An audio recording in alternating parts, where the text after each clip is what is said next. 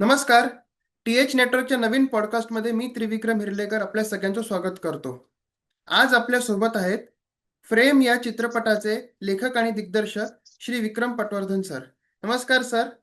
TH नेटवर्कमध्ये आपलं स्वागत आहे. पीएच नेटवर्कच्या सगळ्या फॉलोअर्सला आणि व्ह्युअर्सला नमस्कार. माझं नाव विक्रम पटवर्धन. मी प्रेम या चित्रपटाचा लेखक आणि दिग्दर्शक आहे आणि thank you so much Shri Vikram for having me. Yes yes. Sir, सगळ्यात पहिले तुमचं हार्दिक अभिनंदन. फ्रेमला प्रचंड भरभरून प्रेम मिळत आहे आणि सगळ्यांना फिल्म खूप आवडत आहे. सो त्यासाठी तुमचं खूप अभिनंदन. Thank you so much. Yes sir. Frame चित्रपट ना आपल्याला आपण टीव्हीवर सगळ्यांनी बघितला झी5 वर.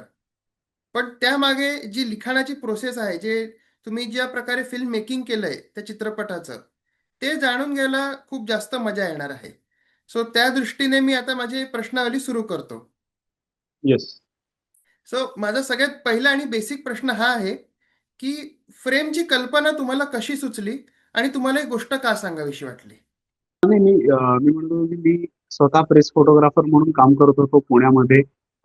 दोन जी पुण्यातली वर्तमानपत्र आहेत, सकाळ आणि महाराष्ट्र टाइम्स. आधी मी सकाळमध्ये होतो काही काळ आणि मग महाराष्ट्र टाइम्स मध्ये होतो. टोटल एक 5 वर्ष मी फोटो जर्नलिस्ट म्हणून इकडे काम करत होतो.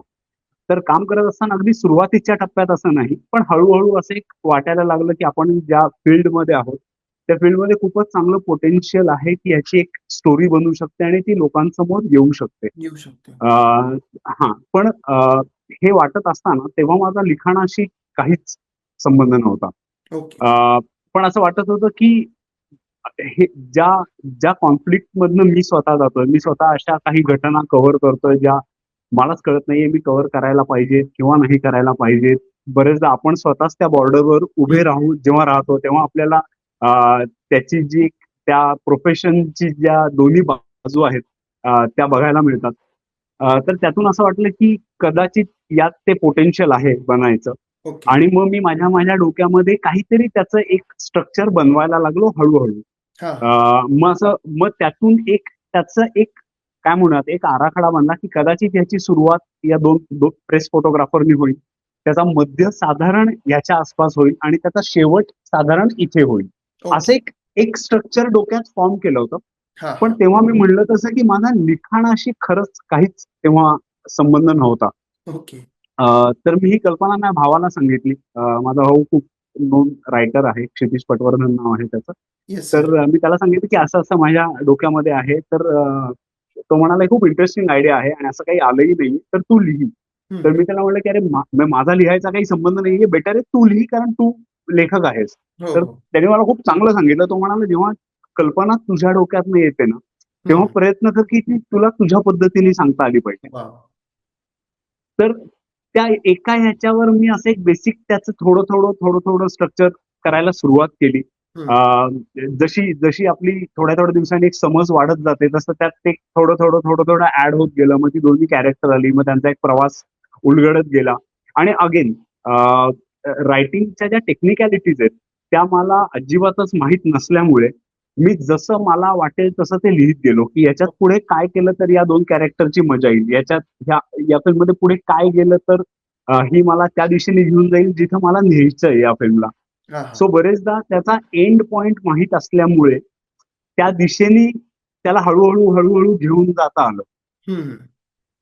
आणि मग मग एका पॉइंटला असं वाटलं की आता साधारण आपल्या हातामध्ये एक स्ट्रक्चर म्हणून म्हणूयात तसा त्याचा एक बनलेलं तरी हातात आहे. येस. आणि अशा वेळेला मग मी जॉब सोडला माझा प्रेस फोटोग्राफर म्हणून. ओके. अ, मला वाटलं की मला जर या क्षेत्रामध्ये यायचं असेल, माझ्या होतं हे डोक्यामध्ये की मला दिग्दर्शनामध्ये यायचंय. पण ते तेवढ्या इझिली अर्थातच घडत नाही. मला असं वाटलं की यात जर यायचं असेल तर नुसतं असं करून नाही चालणार, आपल्याला फिल्म मेकिंग शिकावं लागेल. Yes sir. मग कारण नुसतीच कथा आहे आणि आपल्याला सांगायची तसं नुसता इमोशनल विचार करून नाही चालत. तुम्हाला फिल्म मेकिंग ही जी कला आहे ती मुळात थोडीफार आत्मसात करायला पाहिजे. मग मी येस. जॉब सोडला, मग मी काही चित्रपटांना स्टिल्स आणि मेकिंग वगैरे केले आणि त्याच्यानंतर मी डिरेक्शन टीम मध्ये आलो. मग मी बऱ्याच चित्रपटांना असिस्टंट डिरेक्टर म्हणून, काही जाहिरातींना असिस्टंट डिरेक्टर म्हणून काम वगैरे केलं. आणि हा. हे करता करता फ्रेमची जी स्क्रिप्ट होती त्याच्यामध्ये व्हॅल्यू एडिशन होत होती.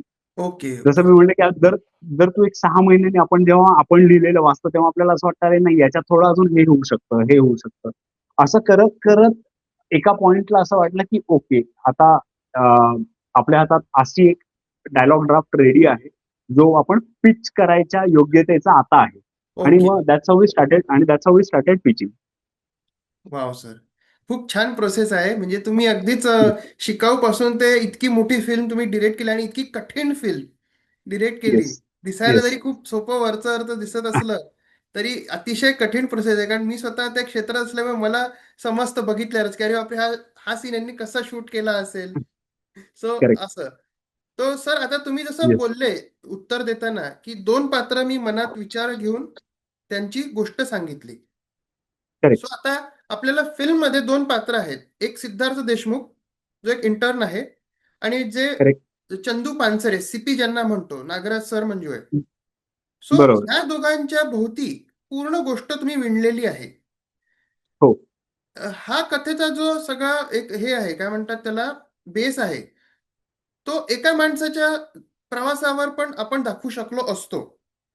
हम्म, तर हम्म, हम्म. तुम्ही असं का केलं म्हणजे 2 लोक का ठेवली या गोष्टीमध्ये किंवा या 2 लोकांच्या माध्यमातून ही गोष्ट सांगायचं का तुम्ही डिसाईड केलं? एक एक म्हणजे ती सुचतानाच अशी सुचली की अच्छा. ज्याच्यात 2 पात्र असावीत असं वाटलं. म्हणजे त्याला काही माझ्याकडे टेक्निकल रिझन नाहीये. ओके. जसं मी म्हणलं की मला काही त्याचा टेक्निकल आस्पेक्ट तेव्हा माहित नव्हता म्हण किंवा जे काही त्याचं हे असेल. पण ती सुचतानाच अशी सुचली की यार 2 पात्र याच्यामध्ये असली पाहिजेत. हम्म. तर या 2 बाजू ज्या आपण मांडायचा प्रयत्न करतोय हम्म. त्या कदाचित त्या बाजूला रिप्रेझेंट ती जास्त चांगल्या पद्धतीने करू शकतील. ओके. आणि मग कॉन्फ्लिक्ट दाखवायचा तर तुझी दोन्हीकडची कॅरेक्टर तेवढी स्ट्रॉंग असली पाहिजे. अच्छा, अच्छा. तर त्यामुळे मग आम्ही त्याच्या भोवतीच ते हे करायला सुरुवात केली. त्या दोघांच्याच भोवती ते विणायला सुरुवात केली आणि ती कशी पुढे घेऊन जाता येईल याचा विचार करत करत एक एक सीन ऍड करत करत ती या दिशेने बनली. ओके. सर चंदू सरांचं जे पात्र आहे चंदू बोर्डे सीपी चंदू बोर्डे नाही चंदू सॉरी चंदू पानसरे. पानसरे. पानसरे. हा, हा. चंदू बोर्डे क्रिकेटर आहेत ऍक्च्युली. क्रिकेट. करेक्ट. हा. तर चंदू पानसरेंचं जे कॅरेक्टर आहे ते खूप असं डिटेलमध्ये तुम्ही दाखवलेलं आहे. सो तुमच्या ओळखीचं कोणी बघण्यातलं असं होतं की तुम्ही हे आपल्या मनानेच तयार केलेलं पात्र आहे? मला मला असं वाटतं असं रॅन्डमली तुम्ही मनातनं नाही तयार करत. त्याचे हा, कुठे ना कुठेतरी काही ना काहीतरी रेफरन्सेस असतात. हा, मी असं नाही म्हणत की कोणाला तरी पाहिलं आणि तसाच्या तसा चंदू बनला. हा, पण हा. बरेचदा असं होतं तुम्ही एखाद्या क्षेत्रामध्ये असताना तुम्ही कळत नकळत वेगवेगळ्या लोकांकडून वेगवेगळ्या घटनातून एखादं ते पात्र तयार करत राहता. हम्म. तर चंदू हा साधारण त्यातून तयार झालेलं ते पात्र आहे. अर्थात ओके. चंदू सारखा माझ्या इमिजिएटली बघण्यात कोणीच नव्हतं.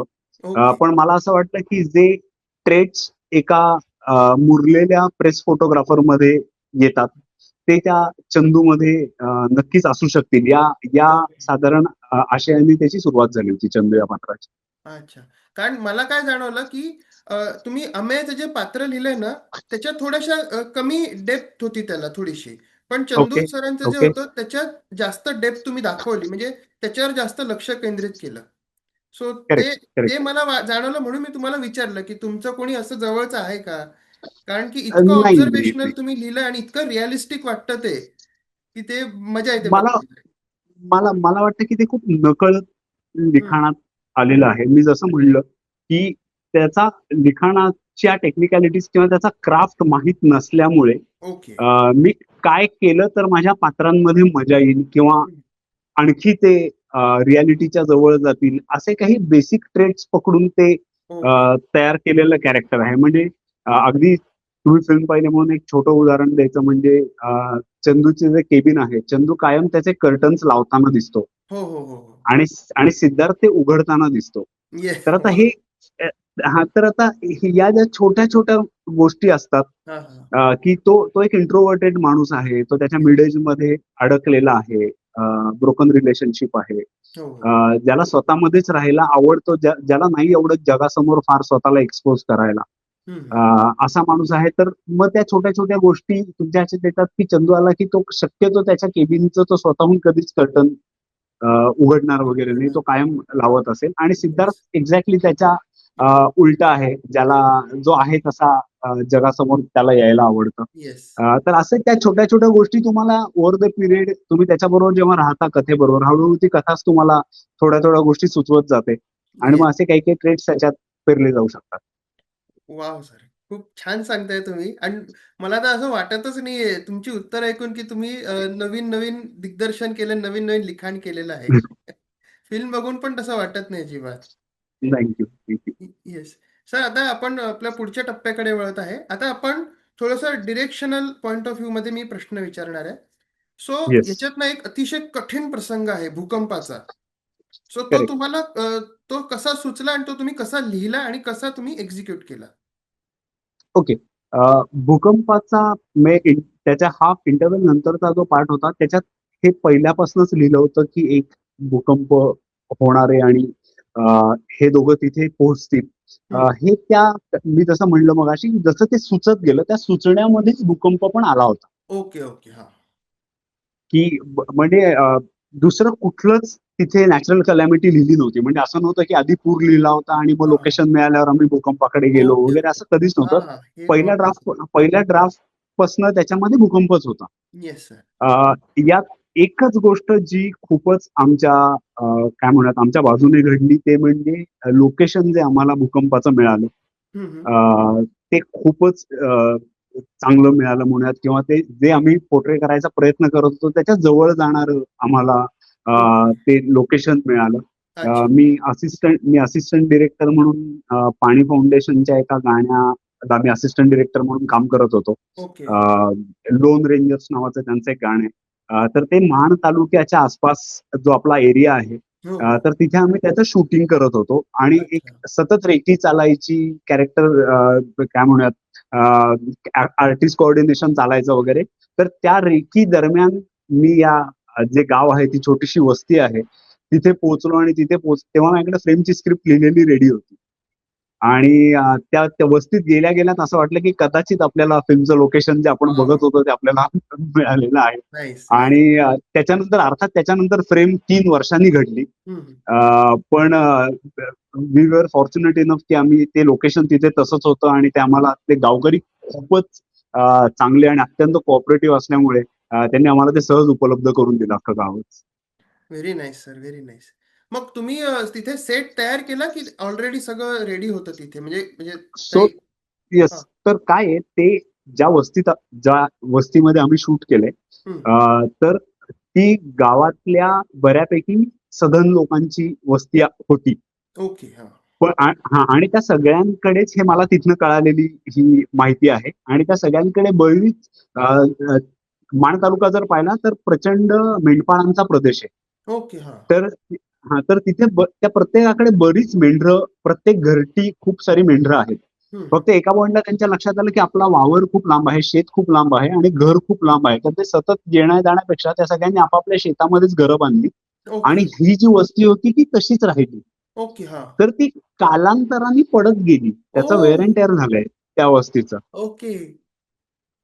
सो त्याच्या अशा अब्रप्टली भिंती पडल्यात, अच्छा. छत नाहीये. तर अशा त्या गोष्टी तिथे होत्या ऑलरेडी. हा. त्याच्यावरचं गवत फक्त आम्हाला प्रोडक्शननी जे केलं की त्यांनी मग गवत काढलं आणि ते हे केलं, काय म्हणूयात त्याला, प्रॉपअप केलं अख्खं जे ओके. हा. गाव, ती वस्ती होती की घरात लागणाऱ्या ज्या ज्या गोष्टी होत्या त्या मग अर्थातच आमच्या आर्ट डिपार्टमेंटनी आणि जे येस. प्रोडक्शन डिझायनर आहेत त्यांनी त्या गोष्टी तिथे प्लेस केल्या आणि ते लोकेशन तसं अवेलेबल झालं. पण रिअलिस्टिक वाटलं, म्हणजे खरंच वाटलं की भूकंपाच्याच ऍब्सोल्युटली ठिकाणी तुम्ही शूट केलेलं आहे असं वाटलं. शूट करतोय. पण करेक्ट ही करेक्ट इतकी करेक्ट. इंटरेस्टिंग गोष्ट तुम्ही आता सांगितली की बा ते घर ऑटोमॅटिक ती हे पडझड होत गेली सगळ्याची, म्हणजे पडत ते गेली. पडत करेक्ट गेली सगळी. करेक्ट तर ते खूप करेक्ट. इंटरेस्टिंग वाटलं मला. येस. तर आता आपण आपल्या शेवटच्या टप्प्याकडे येत आहोत. खूप छान ओके. मुलाखत होते आपली. आता मला पुढचा प्रश्न असा विचारायचा आहे की चित्रपटाचा जो क्लायमॅक्स आहे, तर हो. तो प्रेक्षकांच्या मनाशी अक्षरशः खेळतो. म्हणजे करेक्ट. एक दुःखद प्रसंग घडतो हो. चित्रपटाच्या शेवटाला. एक दुर्दैवी प्रसंग घडतो आणि आपल्याला जेव्हा कळतं की अरे आता काहीतरी क्लायमॅक्स उघडणार आहे आणि आता हेच होणार आहे असं आपल्याला वाटत जातं. करेक्ट. पण जेव्हा तो घडतो क्लायमॅक्स, तेव्हा अचानक असं एकदम थक्क व्हायला होतं, अरे बापरे, हा तर विचारच केला नाही. So correct. हा जो तुम्ही क्लायमॅक्स लिहिलेला आहे, हा आधीपासून मनात होता की अ, कसं त्याला तुम्ही कन्स्ट्रक्ट केलं? क्लायमॅक्स पहिल्या जो ड्राफ्ट घेऊन आम्ही सगळ्यांकडे ओके, वाचायला वगैरे गेलो त्याच्यामध्ये हाच क्लायमॅक्स होता. Okay, so okay. क्लायमॅक्स म्हणून कधीच काही बदललं नाही. इव्हन शेवटची ज्या फ्रेम्स वगैरे सगळं आहे ते हं. स्क्रिप्टमध्येच लिहिलेलं होतं की ती तशीच असणार आहे. Okay, okay. याच्यात काय इम्प्रोव्हायझेशन वाईज जर काही गोष्टी घडल्या असतील तर ते माझ्या मते एक बाहुलीचा जो एक सिक्वेन्स आहे जो एक 2-3 ठिकाणी येऊन जातो. हो, हो, हो. तर तो थोडासा इम्प्रॉम्प्टू ओके. झालेला होता. तो थोडंसं असं तिथे सुचलं म्हणून त्यातला एक अर्थात जेव्हा चंदू एकटा त्या एका जागी आहे हं. आणि तेव्हा तो तिथे जे काही करतो ते लिहिलेलं होतं. पण त्या बाहुलीचे जे 1-2 वेळा रेफरन्सेस वगैरे येतात हां. ते तिथे सेटवर इम्प्रोव्हाइज केलेले होते. Yes sir, yes, yes. सही, सही वाटलं सर. पण climax as you sed climax हा पहिल्यापासून इट वॉज रिटन. म्हणजे येस सर. आणि त्यामुळे आम्हाला सोपं गेलं. आम्ही काय स्क्रिप्टला पकडून मस्त मजा करत ते शूट करू शकलो सगळेजण. Yes sir. पण नाही सर, क्लायमॅक्स खूपच जबरदस्त होता. म्हणजे थँक यू सो मच. आजताही आपण जेव्हा तो विचार करतो ना, त्या अक्षरशः अंगावर काटा येतो आणि ते जो एक दुःखद प्रसंग करेक्ट. घडतो, तर हो, तो पूर्णच फिल्मला कलाटणी देतो. तो क्लायमॅक्स बघितल्यावर. म्हणजे वेगळ्या करेक्ट, दृष्टीने आपण विचार करायला लागतो, की अरे करेक्ट, मी तर करेक्ट, असा करेक्ट. विचार केलेला, पण हे तर असं निघालं. म्हणजे अशा काही फिल्म्स खूप रेअर असतात, जिथे 100 लोकांना जर तुम्ही ती एक फिल्म दाखवली ना, तर 100 जण वेगवेगळा विचार करतात. करतील. करेक्ट, करेक्ट, येस, करेक्ट, असं. करेक्ट. ते आणि ज्या ज्या पद्धतीचा फीडबॅक फिल्मवर सुद्धा मिळतोय आणि तुम्ही म्हणाला तसं क्लायमॅक्स बद्दल अचानकच भेटणारे प्रत्येक जण किंवा ज्या पद्धतीचा एक रिसीव्ह होत आहेत मेसेजेस ते भेटणारा प्रत्येक जण किंवा मेसेज कॉल करणारे सगळेजण क्लायमॅक्स बद्दल आवर्जून बोलतात की त्यांना तो खूपच आवडला आणि येस, येस. खूप तो फिल्म संपल्यानंतर पण त्यांच्याबरोबर राहतोय climax. Actually. So we are really happy. Yes sir. Sir, आता आपली मुलाखत तर म्हणजे माझे प्रश्न विचारून झालेले आहेत. आता पुढचे जे आपण टप्पा आहे मुलाखतीचा, तो म्हणजे की तुम्हाला सगळ्यात जास्त कुठला प्रसंग कठीण वाटला फिल्म शूट करताना किंवा लिहिताना? ओके. मला वाटतं की सगळ्यात अवघड जी प्रक्रिया म्हणून जर विचार केला, तर मला हं. वाटतं त्या अख्ख्या प्रोसेसमध्ये लेखन हे सगळ्यात अवघड आहे. ओके. हां. अ, खूपच जास्त. म्हणजे ते म्हणजे फॉर समवन लाइक मी ज्याचा एका जागी बसून काम करणं हा जो पिंड नाहीये माझा. हो, मी हो. असा I am not the person जो सतत एका जागी बसून लिखाण काम करेल वगैरे. पण हळू ते जेव्हा करायला सुरुवात झाली तेव्हा लक्षात आलं, की का लेखनाला इतकं अवघड मानलं जातं. ओके. का तुम्हाला कारण ती अत्यंत आयसोलेटेड सुद्धा प्रक्रिया आहे. हं. जर तुमचं लेखन चांगलं आलं तर शूटिंगला तुम्ही खूप मजा करू शकता. म्हणजे ॲक्चुअली. चांगली स्क्रिप्ट जर हातात असेल तुमच्या, त्याचा एक तुम्हाला बॅक ऑफ द माइंड एक नेहमी कॉन्फिडन्स असतो, की बरोबर. आपण ही स्क्रिप्ट धरून सुद्धा आपली कलाकृती सादर केली तरी ती ऑनेस्ट होणार आहे, ती त्या लोकांपर्यंत पोहोचणार आहे याचा एक कॉन्फिडन्स नेहमी असतो. Yes sir. तर त्यामुळे ते माझ्यासाठी विचाराल तर मला अर्थातच मला वाटलं, की लेखन ही खूपच अवघड प्रक्रिया आहे या अख्ख्या याच्यामध्ये. शूटिंग वाईज जर म्हणाल तर अ, जो मी त्याला अवघड नाही म्हणणार. मी म्हणेन की नागराज दादाचा एक जो सिक्वेन्स आहे, जेव्हा तो एकटा त्या एका जागी आहे हो, हो, हो. आणि तो तिथे त्या फोटोसाठी जे काही करतो, एक येस. छोटीशी गोष्ट तो त्या फोटोसाठी करतो. हो, हो, हो, हो. तर ती गोष्ट सुचण्यासाठी अ, ती अवघड गोष्ट होती. ओके. हां. म्हणजे तो तिथं काय करेल काय करेल? हे हां. सुचणं हां, हे सुचणं जरा अवघड होतं. हां, हां. अशा अर्थाने कारण त्याचं कॅरेक्टर इतक्या बॉर्डरवरचं आहे. हं, हं. मी काही ऑप्शन्स लिहून ठेवले होते, की सीपी तिथे त्या जागी एकटा आहे, तर तो काय-काय करू शकतो. Okay, okay. एक फोटो किंवा तो ज्या मेंटॅलिटीतून तिथपर्यंत पोहोचतोय, हं, हं. की बायकोचा मेसेज येऊन गेलाय. 2 ज्युनियर फोटोग्राफर त्याच्यापेक्षा चांगले फोटो काढतायत. हं, हं. तर या सगळ्यातनं होऊन तो जेव्हा तिथे पोहोचतो, तेव्हा तो त्या फोटोसाठी काहीतरी करेल असं लिहून ठेवलं होतं. पण काय होत होतं ते मला वाटत होतं, की आयदर ते खूप ब्रुटल होतंय, जे चंदूचं कॅरेक्टर नाहीये हां. किंवा ते खूप सटल होतंय, जे पण चंदूचं कॅरेक्टर नाहीये. कॅरेक्टर नाही. बापरे! तर ते खूपच असं एक बॉर्डरवर चालवतात, तर ते क्रॅक करायला थोडासा वेळ लागला. जी छोटीशी गोष्ट चंदू त्या ठिकाणी करतो, हम्म. ते क्रॅक करायला थोडासा वेळ लागला, पण अदरवाईज गोष्टी इन प्लेस होत्या बऱ्यापैकी. Yes sir. सर, तुम्ही खूप छान उत्तरं दिली आहेत सगळ्याच प्रश्नांची. आणि आपली थँक्यू. मुलाखत आता जवळपास संपतच चाललेली आहे. तुम्ही तुमच्या बाजूने चित्रपटाबद्दल अजून काय सांगाल, की प्रेक्षकांनी हा चित्रपट का बघावा? नाही मला चित्रपट करण्यामागचा जो एक मुख्य जे त्याचं कारण होतं की ती फिल्म प्रेस फोटोग्राफर किंवा अ, अ, या संदर्भात त्याचा बॅकड्रॉप जरी हा असला प्रेस फोटोग्राफी वगैरे, तरी फिल्म जे भाष्य करते ती आपल्या सगळ्यांच्याच आयुष्यातली जी एक अनिश्चितता आहे, अनप्रेडिक्टेबिलिटी आहे. तुम्ही कुठल्याही जगातल्या प्रोफेशनमध्ये आज असा एक आपण सगळेच कुठल्या ना कुठल्या पॉइंटला या अनिश्चिततेतून जातोय. हम्म. तर मला असं वाटलं की त्याचं कुठेतरी पोर्ट्रेल यावं. जे चंदू ठामपणे सांगतो की आपलं आयुष्य हे आपल्या फील्डचं प्रतिबिंब आहे. येस कोणाबरोबर सर. कधी कुठे आणि काय घडेल ते सांगता येत नाही. नाही. तर यात हे जी अनप्रेडिक्टेबिलिटी, अनसर्टन्टी आपल्या आयुष्याची सगळ्यांच्याच आहे. हम्म. तर त्याचं ते पोर्ट्रेल आहे प्रेम. तर त्यासाठी ते पोर्ट्रेल बघण्यासाठी तुम्ही तिथे नक्की बघा. नक्की, नक्की सर. मी तर आता या पॉडकास्ट नंतर ही फिल्म परत एकदा बघणार आहे. कारण इतके येस. नवीन मला आता पैलू मिळालेले आहेत ही फिल्म बघण्याचे. म्हणजे आधी कसं आपण रॉ असतो ना, आपण नुसती फिल्म बघतो करेक्ट. आणि आपल्या करेक्ट. आयडियाज हे करतो, पोर्ट्रे करतो. पण आता हे नवीन पैलू मिळाल्यामुळे मी नव्या दृष्टीने फिल्म बघीन आणि त्याची मजा अधिक वाढेल. Yes. Yes I sir. Hope. I hope. नाही, नाही, नाही. खरंच. सर, तुम्ही खूप येस. छान बोललात. खूप छान उत्तरं दिली आमच्या सगळ्या प्रश्नांची. आणि तुम्हाला असंच चित्रपटाला भरघोस प्रेम मिळत राहो ही अ, प्रार्थना करतो. येस. आणि आपला पॉडकास्ट मी आता संपवतो. TH नेटवर्कवर येस. आल्याबद्दल तुमचं खूप खूप धन्यवाद. Thank you. Thank you. Thank you. Thank you thank you sir. Trivikram. Thank thank you you so so much. Much. Yes. Yes. Thank you.